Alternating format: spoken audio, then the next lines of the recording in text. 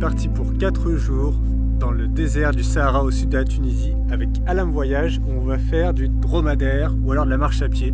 On est accompagné par 2 chameliers et il n'y a rien que nous 3.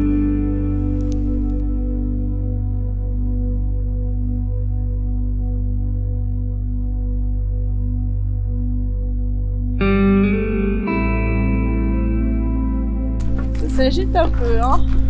C'est bien, on voit le paysage d'en haut. Alors on a pris nos petites habitudes pour cette randonnée en dromadaire. Le matin c'est petit déjeuner au coin du feu. Ensuite on marche un petit peu pour trouver un petit coin pour faire le repas du midi avec un peu d'ombre. Heureusement ici il y a encore un petit peu de végétation. Après une petite sieste pendant les heures chaudes. Enfin une sieste pas pour tout le monde, hein. Il y en a un qui dort jamais. Et ensuite on remarche pour aller trouver le campement du soir où on replante la tente, on refait à manger et on profite du coucher du soleil.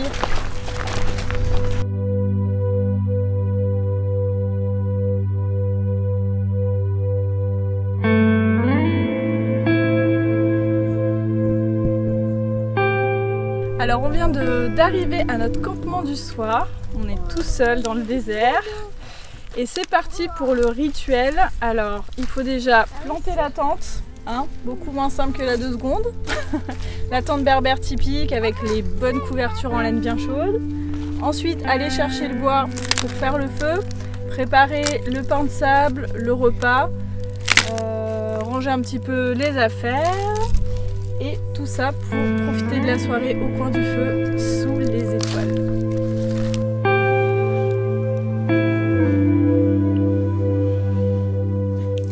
C'est le désert, c'est plus facile que la mer. Ah oui. Que la mer. Pourquoi? Parce que dans le désert que tu perdis, on a des chances que tu ne meurs pas. Ah bon? C'est vrai, oui, c'est vrai. On a des chances que tu ne meurs pas. pas. Pourtant, si on n'a pas d'eau, pas de nourriture, c'est compliqué quand même dans le désert. On a des chances que tu ne meurs pas. On a des chances que tu racontes aussi. Non, que tu racontes à personne. Oui. Mais dans la mer, c'était tombe dans le. Ah oui, c'est sûr. Chaque seconde. C'est sûr. Il y a beaucoup de nomades là dans le désert. Oui.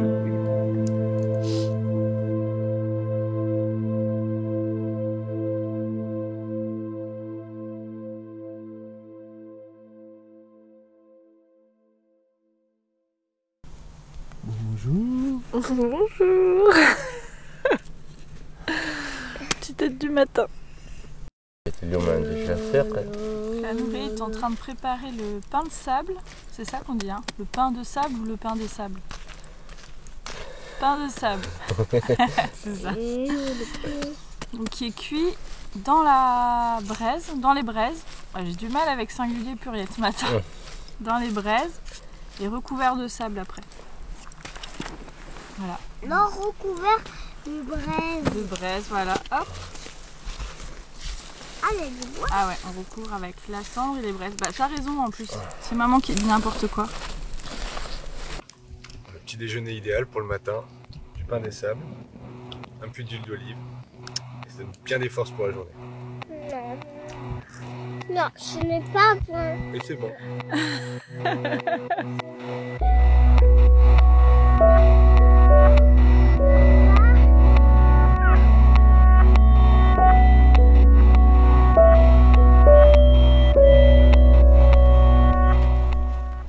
Arrivé devant un puits au milieu du désert, c'est vraiment impressionnant parce qu'il n'y a rien autour à 360 degrés, pas une seule habitation et pourtant il est là, ce qui montre bien qu'il y a des nomades quand même qui continuent à vivre dans le coin.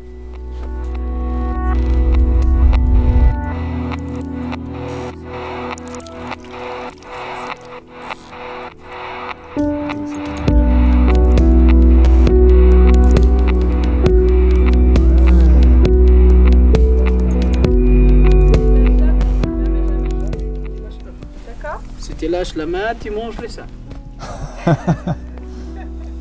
Alors, à part les dromadaires, qu'est-ce qu'on peut voir comme animaux dans le désert, Elio? On peut voir des fennecs. Des fennecs, alors on a vu leurs empreintes, on les a pas vus en vrai malheureusement, ce petit renard du désert là, trop mignon. On a vu aussi par contre pas mal de scarabées.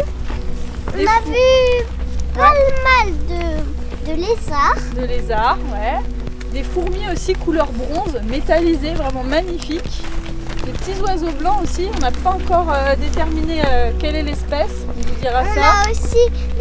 On a aussi vu des empreintes de lapin, mais on les a pas vues en vrai malheureusement. Des empreintes de lapin et aussi il y a des chacals. Des chacals. On les a entendus dans la nuit. Quand on a préparé ce voyage en Tunisie avec Laura, j'avais cette lubie d'aller marcher dans le désert pendant plusieurs jours. C'était un petit peu mon truc. Bon, j'avoue que je me suis demandé 4 jours avec un enfant de 5 ans, ça allait être peut-être un petit peu long. On allait peut-être s'ennuyer, ou en tout cas lui s'ennuyer, et franchement, pas du tout, parce qu'il y a une variété de paysages, une variété de choses à faire, des micro-détails à observer qui sont toujours hyper intéressants. Ou au contraire, on peut totalement s'évader, et puis penser à presque en méditation pendant qu'on marche, vider la tête. Donc on relâche tout. On n'a pas envie de prendre le téléphone, de toute façon, on capte pas, donc c'est plus simple. Et voilà, on est bien quoi. Depuis le début, on parle de choses super positives, parce qu'on kiffe, mais il y a quand même quelques petits désagréments, donc il faut aussi les souligner. Déjà, on est au mois de février, donc dans le désert, le soir, il fait froid. Donc il faut quand même bien prévoir des vêtements chauds, et notamment un sac de couchage, chose qu'on n'a pas prise. Mais bon, heureusement, ils ont des couvertures, donc ça va, on s'en sort. Et puis le deuxième truc, c'est qu'il y a quand même le sable, il est là, il est présent, il est très présent. Ça se voit un petit peu autour de nous, donc il est omniprésent, et vu que on n'a pas trop de quoi se laver, il n'y a pas de toilette, donc c'est un petit peu route. Mais bon, ça fait partie de l'expérience, et je pense que ça rend les choses encore plus intéressantes, parce qu'on le vit comme peuvent le vivre encore les nomades qui restent ici. Et c'est ça que j'aime beaucoup avec Alam Voyage, c'est qu'on n'est pas dans l'artifice.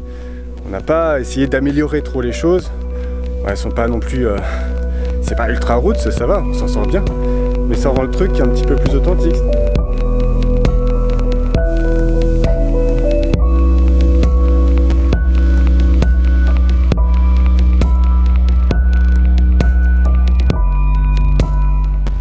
C'est la fin de notre aventure, dernière matinée dans notre tente berbère, grand luxe. On va bientôt retourner à la civilisation. On n'a pas très envie, on était bien en fait.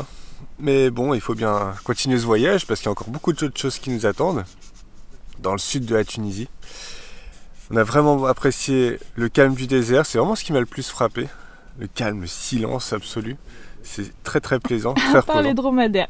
À part les dromadaires qui font un peu de bruit de temps en temps. Mais bon, un bruit sympathique. Et aussi la flûte qui fait un petit peu de bruit. Et aussi la flûte parce qu'il a emmené une flûte. Voilà. Et du coup, j'espère que vous avez apprécié la vidéo. Si c'est le cas, n'hésitez pas à liker, à commenter et puis surtout à vous abonner. Et puis je vous dis à bientôt avec une voix un peu plus claire. Allez, ciao!